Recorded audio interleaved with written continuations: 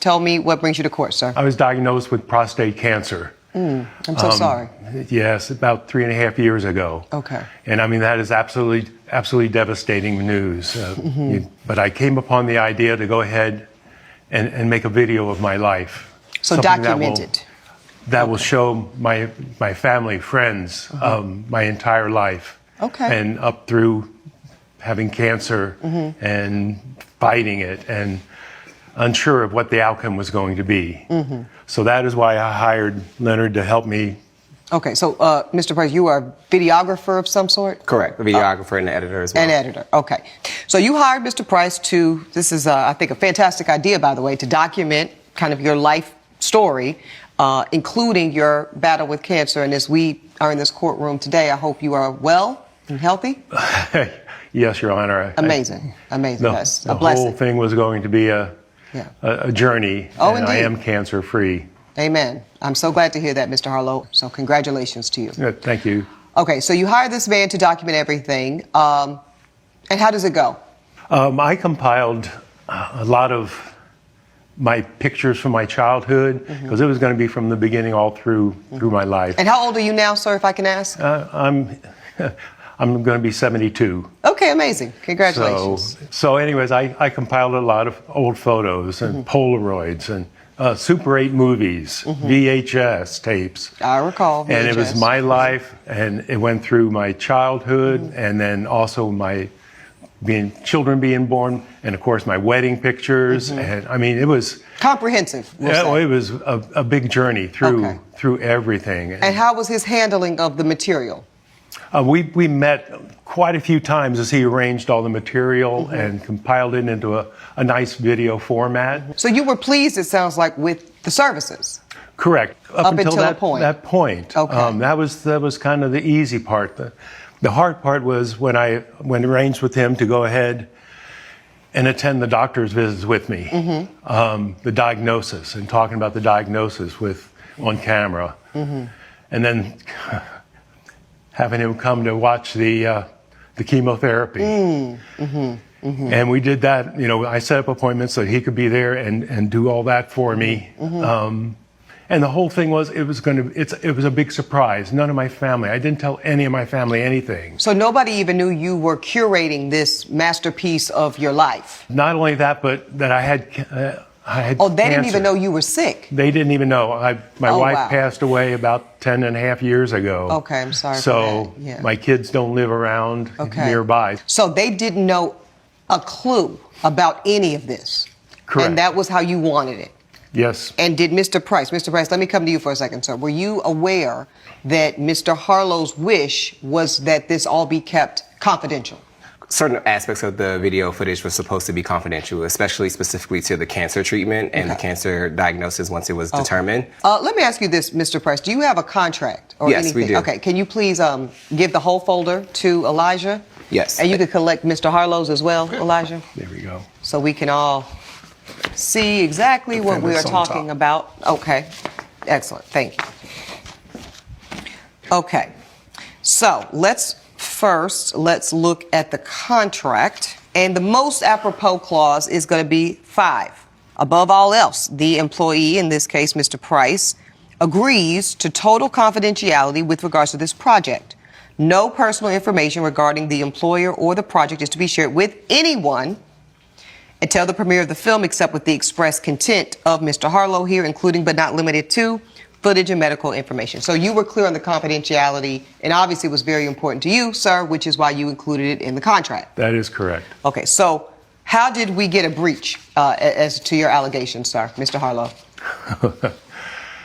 After we'd worked on all the videos and gotten everything set, I had my sister suddenly show up about a week before my 70th birthday, which is where I was going to show the video. So that was going to be the premiere? That was going to be at the 70th birthday friends, family, celebration. co-workers, and I was so happy that I could share it with them. And by this point, you were already in remission?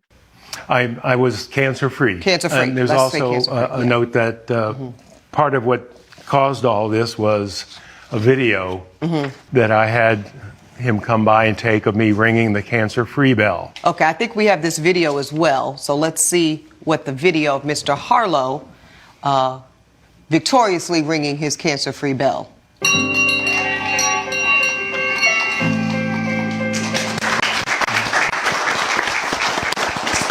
That's wonderful. That's truly wonderful, Mr. Harlow. So, Mr. Price, you captured that. Correct. And he's saying that this footage somehow got out?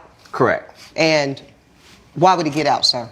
So what happened was I actually was about a week into like finishing up the footage, and I had an emergency. My daughter actually was hospitalized, so I had to travel across country to be with her. I'm so sorry about that. Goodness. I know. Okay. Thank you. I appreciate that. So during this time, I contacted my witness here, who was also one of my coworkers, and I asked him to like put the final touches on the footage, like, you know, maybe adding some sound, adding some color. So just like some editing, final editing. Yeah, final editing, because we were right at the finish point. Okay. So during this time, I'm away. I didn't have the ability to tell him all the details of the contract, but I just wanted to get it completed while I had to handle my business with my daughter. So while I'm away... And your daughter's okay, by the way? She's okay. Thank you for asking. Okay. But while I'm away, I get a couple calls, but I'm just the sense of urgency. I just wasn't able to answer those calls because of my daughter's situation. Yes. And come to find out, my coworker here, Jose, had told me that his sister reached out to my company, and you know, while I'm away, I had like a quick like phone call. Like when you call in, it's going to tell you to reach out to Jose for any immediate issues or anything that's going on. Yes. So she contacted Jose and asked for footage. And in this situation, you know, he had given her some documents, like maybe like he mentioned, the family outings that I had recorded, things of that nature. And somehow that cancer piece video that you just saw was a part of the footage that his sister received. I see. Yes. So let me guess, the sister was quite alarmed to find out for the very first time that her brother, thank goodness, beat cancer, but even had cancer. Exactly. Okay, so I'm sure this was very upsetting to you. Yes, Your Honor, that my sister does not mince words, and when she came to my house and showed me those videos, I certainly got an earful from her that why didn't I trust her? Why didn't I come to her? Why didn't I show her? I'm so sorry. Let's. Yeah. Yeah. That whole video also, one of the major parts was my wife Jean and I on the beach of Carpinteria renewing our vows. Oh, so touching. You know? Okay, let me get Mr. Delgado, our witness. Please approach and stand next to Mr. Price. Thank you, sir. So talk to me. You all are professional colleagues, cover for each other in times of need. Yes.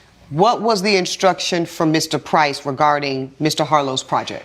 Your Honor, since he had to go out of state for his daughter, he basically like left me in charge in order to do all the final touches on the video, make sure everything is good, so that we could present it to him within 3 days. Yeah, because you were running up on a deadline, Mr. Yes, we were. Yes. Go ahead. And Exhibit C shows our communication between each other. That was yes. So let's see this text message exchange. I am looking at it. This is Mr. Price asking Mr. Delgado, "Hey, buddy, are you super swamped these days? Now, really, I'm finishing up some work. What's up? I'm working on this really cool documentary for this guy who's battling cancer, but something personal came up, and I need to travel immediately. It's pretty much done. I just need you to polish, finalize, and deliver it if you're up for it. I can kick some of the money your way, of course. Mr. Delgado, yeah, no worries. Sounds like fun. I hope everything's all right with you. Thanks. It'll be, we'll meet up this weekend to exchange the hard drive." So you gave him the hard drive, and then you got to work. Yes. Editing and finishing everything up. Yes. When you heard from the sister, rather, okay, because as Mr. Price has told the court, when anyone reached out to contact him, they were redirected to you. Right. So you're speaking to the sister directly, and she asked you for what?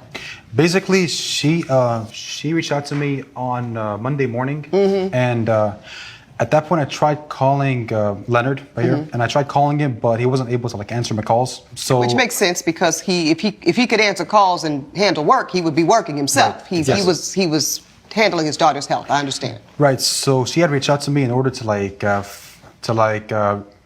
grab different milestones in the defense's career. Yep.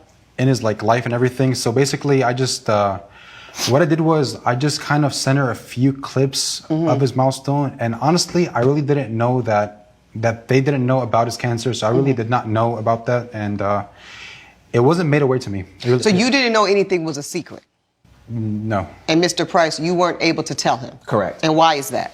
Because of the sense of the urgency of me getting to my daughter, as you saw in the text messages, I just needed some quick fixes on the footage. There were multiple footage, like, videos, photos, VHS tapes, things of that nature. So there's a lot compacted within those files. So I wasn't just, I should have told him, yes, like this is confidential, but the sense of urgency, me getting on the plane, me getting across the country, I didn't have time to do that. Okay. We're just taking a phone call, that's all. Why would you keep source information that confines your head from your family? Your children, your siblings, nobody knows about your health issues. God forbid, what if something had happened to you?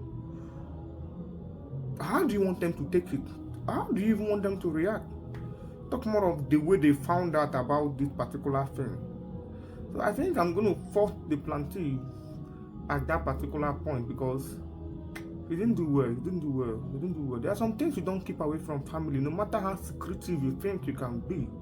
There are some things you don't keep away from family. And as for the photographer, I understand the matter of urgency that he was talking about because of his daughter's health. But I think, just like the plaintiff said, just a phone call or even a text would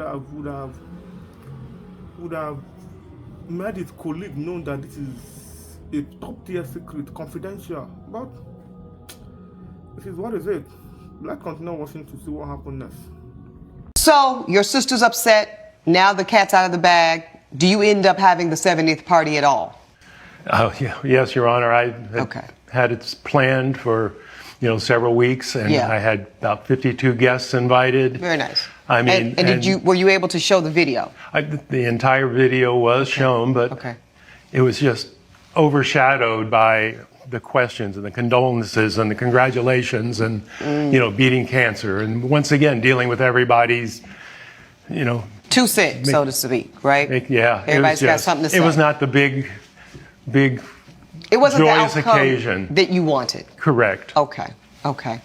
Mr. Price, have you offered Mr. Harlow an apology? I've sincerely apologized, Your Honor. I've called him. Even when I found out about it on my way back, I'm like, because I got a call from him, voicemails, checking my way back, and then I called him immediately, but he didn't want to hear it. He was just so fed up at this point. He just like was screaming at me. So I'm like, okay, look, we got to do what we got to do. Then I find out I'm being sued, and I'm just like, well, great. Okay. Speaking of the lawsuit, you are suing for $12,500. Correct. Mr. Harlow, where is this amount coming from?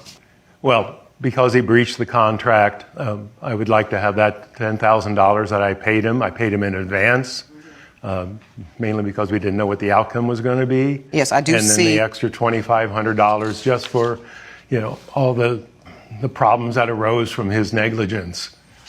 Problems like what, sir?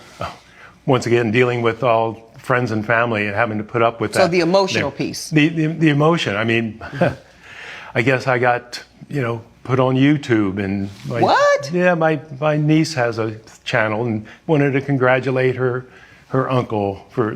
So she used the footage she got from Mr. Delgado. Yeah, the footage was everywhere. I guess before I make a ruling, I want to allow Mr. Price a final opportunity to explain to the court why this footage was ultimately leaked. Yeah, Your Honor. Honestly, I apologize, and I take full accountability for this. I should have communicated to my coworker the confidentiality behind this.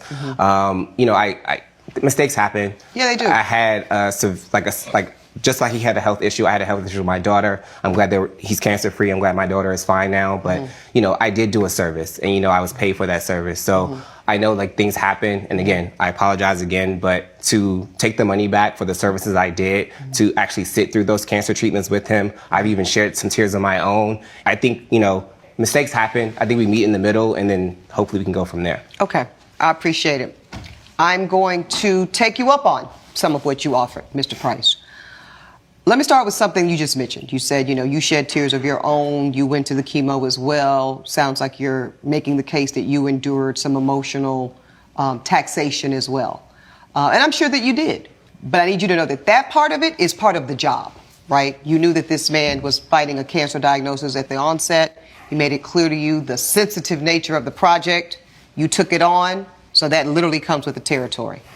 And I also agree with you on this, Mr. Price. Mistakes, good faith mistakes happen. I'm sure even Mr. Harlow can understand that. I do not believe that there was any ill intention on your part, Mr. Price. I don't believe that for 1 minute. And I certainly don't believe Mr. Delgado here even had enough information to form an ill intent. But I do have to make clear that ultimately damage was done. But I'm going to pick up where you left off at the end of your comment, which was meet in the middle. Let's meet in the middle. And Mr. Harlow, just like you have battled and recovered from what we call act of God, which is an unforeseen ailment, Mr. Price was dealing with a real-time medical emergency with his daughter, and I'm sure your heart can make space and compassion for that. The court can understand, and what we're going to call a mitigating factor towards your case, your daughter's illness. But I cannot alleviate you of all responsibility because you are vicariously responsible for your colleague here. I am going to only consider the $10,000 contract amount. I'm not going to consider $2,500 outside of that. So dealing with the $10,000 that you were fully paid, I got to hold you accountable for that part. So I rule in favor of the plaintiff, but only for $5,000, half of the amount paid. That is my ruling. About the ruling, I think the ruling was a little bit harsh. I was expecting the plaintiff to get something, but not as much as getting $5,000. That is a little bit harsh. Because, put it any how you want to put it, eventually, the family of the plaintiff would have still found out. That is the truth. I think, to me, the ruling was a little bit harsh. I think that amount is quite too much. It's quite too much. But, like I said, it is what is it, and the two parties are okay with it. Life goes on. Life goes on, and I'm happy that he's now cancer-free. Congratulations to him, and thank God for that. Tell me what you think about this particular ruling in the comment section. Share your thoughts with us below.